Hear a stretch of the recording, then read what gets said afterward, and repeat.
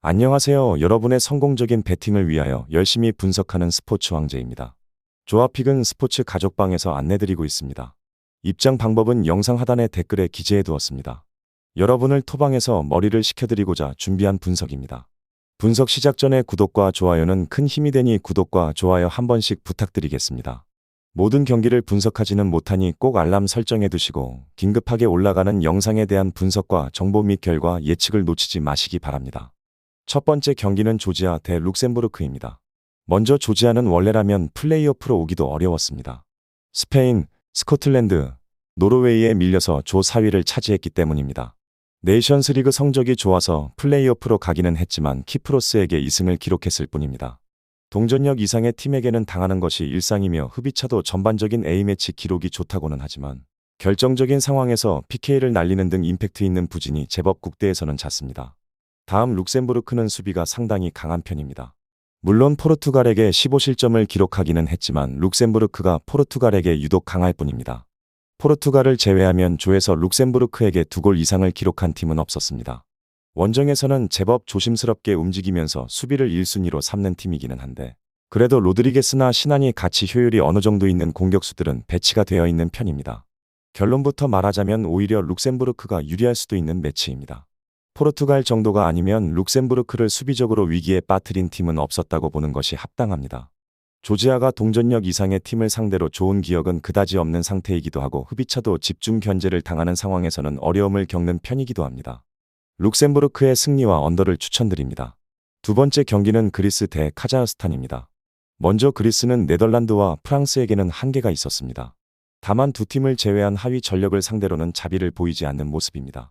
다만 평가전에서는 몰도바 같은 팀에게 비기는 등 그리스의 공격력에서 섬세함이 부족하다는 단점이 보이지 않는 것은 아니었습니다. 특히 카자흐스탄이 기동력이나 압박 싸움에서는 꽤나 괜찮은 성향을 지니고 있어 느린 그리스의 기동력이 어느 정도 공략당할 수도 있을 듯합니다. 다음 카자흐스탄은 압박과 빠른 기동이라는 컬러로 맞붙는 팀입니다. 덴마크도 이 양상에 고전하는 모습을 보여주었을 정도로 제법 공격 성향이 짙은 모습을 보여주는 편입니다. 물론 사실상 아시아에 가까운 지리상 원정에서는 어느 정도 전력을 유보적으로 봐야 하는 것은 확실합니다. 공격적으로 플레이를 하는 특성상 실점이 잦다는 점도 걱정거리라고 볼 수 있겠습니다. 결론부터 말하자면 생각보다는 무승부 가능성도 높게 점쳐볼 수 있을 듯합니다. 그리스가 결국 킥앤넛이라는 플레이에 대한 한계가 하위 전력에게도 안 보이는 것은 아니었고 느린 기동성도 카자흐스탄에게 저격당하는 경우가 나올 수도 있을 것입니다. 물론 카자흐스탄도 원정에서의 경기력은 홈보다 떨어지는 것이 사실입니다. 오버를 추천드립니다. 세 번째 경기는 폴란드 대 에스토니아입니다. 먼저 폴란드는 홈에서도 알바니아를 1대 0으로 겨우 이기는 등 압도적인 모습을 보여준 것은 아니었습니다. 물론 예선 막판에 레반도프스키가 부상 이슈가 있던 상황이었고 상대가 에스토니아라서 결승까지는 갈 수 있다는 것이 중론입니다. 그나마 밀리크가 부상으로 빠지면서 레반도프스키가 집중 견제를 당할 가능성이 높다는 점이 변수라면 그나마 변수라고 볼 여지는 있을 것으로 보입니다. 다음 에스토니아는 그다지 기대되는 전력은 아닙니다. 네이션스 리그 D에서 좋은 성적을 기록하면서 한 번의 기회를 더 얻었을 뿐입니다. 유로 예선에서 꼴찌를 기록한 것이야 전력을 생각하면 있을 수 있는 일이라고 치부할 수는 있습니다. 하지만 평가전에서 아시아 내에서도 강호라고 할 수 없는 태국을 상대로 1대 1로 무승부를 기록하는 등 사실상 에스토니아가 유럽 내에서는 경쟁력을 크게 잃은 상황이라고 볼 수 있을 것입니다. 결론부터 말하자면 폴란드가 무난하게 승리를 기록할 듯합니다. 물론 홈에서 압도적인 경기력을 보여주는 것도 아니고 레반도프스키가 집중적으로 견제를 당하는 상황이 나올 가능성이 높다는 점을 생각해야 하나. 태국을 상대로도 압도적인 경기력을 보여주지 못한 에스토니아가 플레이오프에서 경쟁력을 발휘할 가능성은 매우 적다고 보는 것이 옳을 것 같습니다. 폴란드의 승리를 추천드립니다. 마지막 경기는 보스니아 대 우크라이나입니다. 먼저 보스니아는 홈팀이기는 하지만 우크라이나에 비하면 실망스러운 모습을 보여주었다는 평가입니다. 특히 룩셈부르크에게 4골을 허용하고 진 것은 용납이 안 된다고 평가를 들을 정도입니다. 결국 선수비, 후역습 팀이 수비에서 실수가 자주 나오는 것은 팀의 밸런스를 상당히 저해하는 것임에는 분명할 것입니다. 아직도 제코, 피아니치 등 노장들에게 경기력을 의존하는 편인데 기동력이라는 면에서 우크라이나에게 밀릴 가능성이 높습니다. 다음 우크라이나는 하위 전력을 상대로는 잘하지 못하는 편입니다. 섬세함이 부족한 무드릭 같은 선수들도 상대가 라인을 올리고 플레이를 하는 상황에서 더 강점을 보이는 편입니다.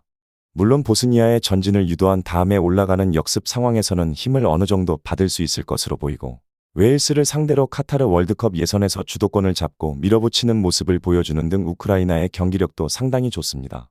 결론부터 말하자면 우크라이나의 우세를 기대해보는 매치입니다. 웨일스를 상대로 주도권을 잡거나 밀어붙이는 양상도 충분히 만드는 모습은 인상적으로 볼 수 있었을 것입니다. 보스니아의 현재 기동력이나 수비에서의 미스가 잦은 편이라서 선수비, 후역습으로 가는 보스니아라고 하더라도 우크라이나가 힘겨운 상황에 직면할 것 같지는 않습니다. 우크라이나의 승리를 추천드립니다. 이상으로 분석 마치겠습니다. 지금 보신 영상은 초안 분석 내용이며 더욱 세밀한 분석 자료와 최종 조합픽을 원하신다면 구독과 좋아요 부탁드립니다. 조합픽은 스포츠 가족방에서 안내드리고 있습니다.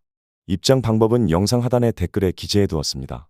프로토가 처음이신 분들 혹은 프로토를 좋아하는데 적중률이 낮으신 분들께서는 주저하지 마시고 전문가의 도움으로 수익률 극대화하시는 것을 추천드립니다. 토토는 단지 운으로 하는 게임이 절대 아닙니다. 모든 분야 전문가들이 존재하듯 프로토도 전문가들이 존재합니다. 경기 전 다양한 분석 자료 확인 필수이며 가장 중요한 정보력이 수익의 90% 이상 지분을 차지하고 있습니다. 영상 시청해 주셔서 감사합니다.